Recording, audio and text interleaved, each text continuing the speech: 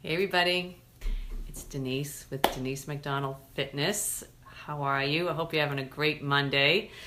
Hey, look, I wanted to come to you because I'm going to do a little series this week. I get asked a lot about what changes have I made as I've been getting older that made a big difference in how my health has been and how I've just aging a little bit more gracefully than I was a few years ago. So I'm going to do a little series this week with one tip every day. And today, my tip is going to be a big thing that influenced how I approach what I drink, and it was to ditch the diet soda.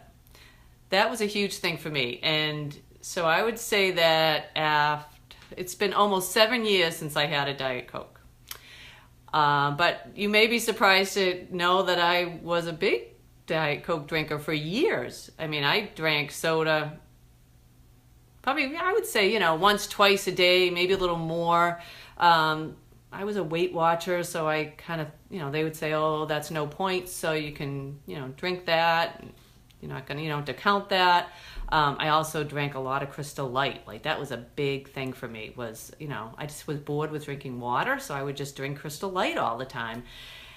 And it wasn't until June 26th, 2010. I remember the day, because some of you know that was the day that I met Tony Horton. And aside from doing the fitness thing that day, he had a girl come with him, and she was a nutritionist, and she did like this 45-minute speech on clean eating, and that was kind of like the buzzword back then, and I was intrigued by what that all meant. And she started talking about artificial sweeteners, artificial food colorings, like that's in soda, preservatives, all this stuff that wasn't natural. And she made this point that I always remember to this day. She said, just think about your liver and how your liver metabolizes everything that you take into your body.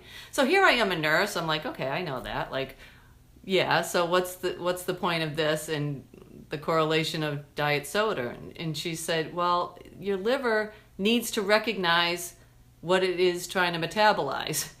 And diet soda it's not a carb or a fat or a protein or a vitamin or a mineral, and it almost tricks the liver into doesn't know how to metabolize it to make it a nutrient that gets into your body.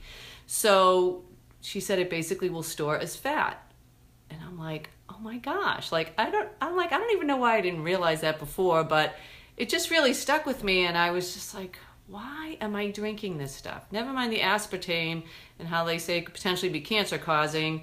And I looked at Eddie, and actually a lot of you guys don't know either, Ed was a diet soda addict. I mean, to the point at that point in our life, I was very concerned about him because I can't even tell you how much he drank. It was bad. It was over a gallon a day, if not more. Like 2-liter bottles would be a gallon. He was drinking more than that on a daily basis.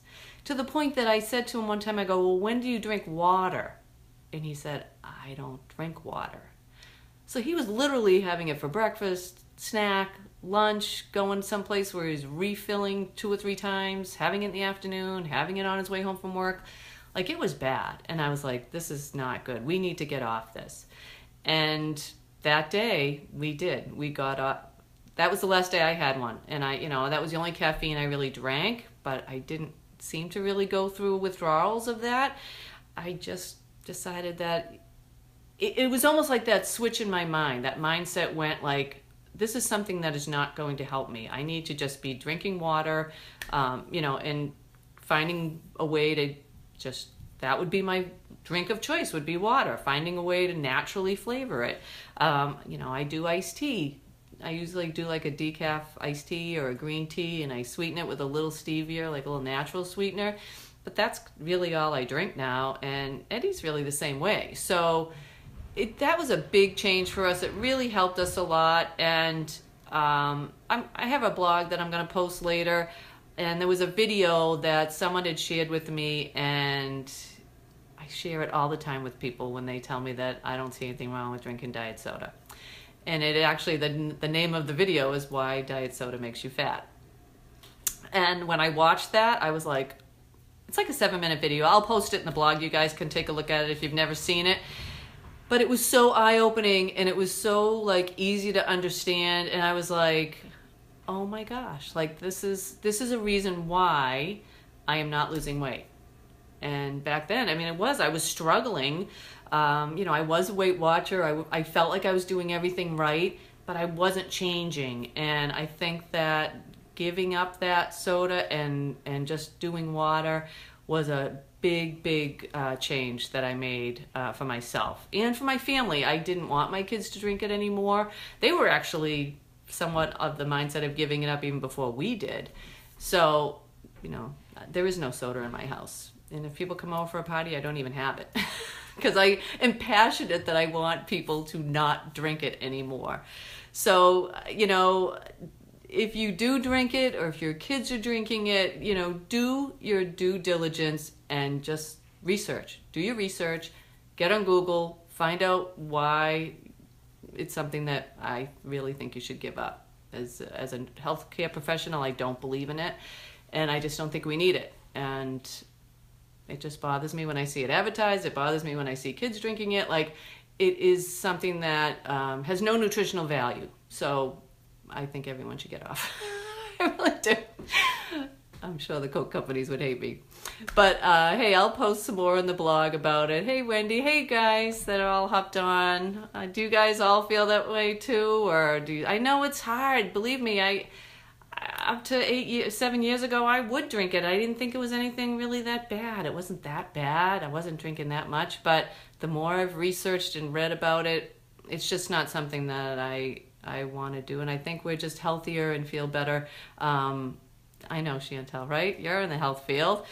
I think it's just something that we can do without, and we really should promote with our children not to have it, and just try to find alternatives. So I don't want to go too long about this, but I hope I know. Wendy, check out my blog. I'll post it pretty soon. You guys can take a look at it. And I'm going to come at you guys all week just with a quick little tip of things that I did to be fit and fab over 50. And they're just things that, small changes added up over time make a big difference. So I believe that too. So, hey, I hope you guys have a great night. I got to go cook my dinner, and stay safe and drink water. Okay, guys, have a good night. Bye.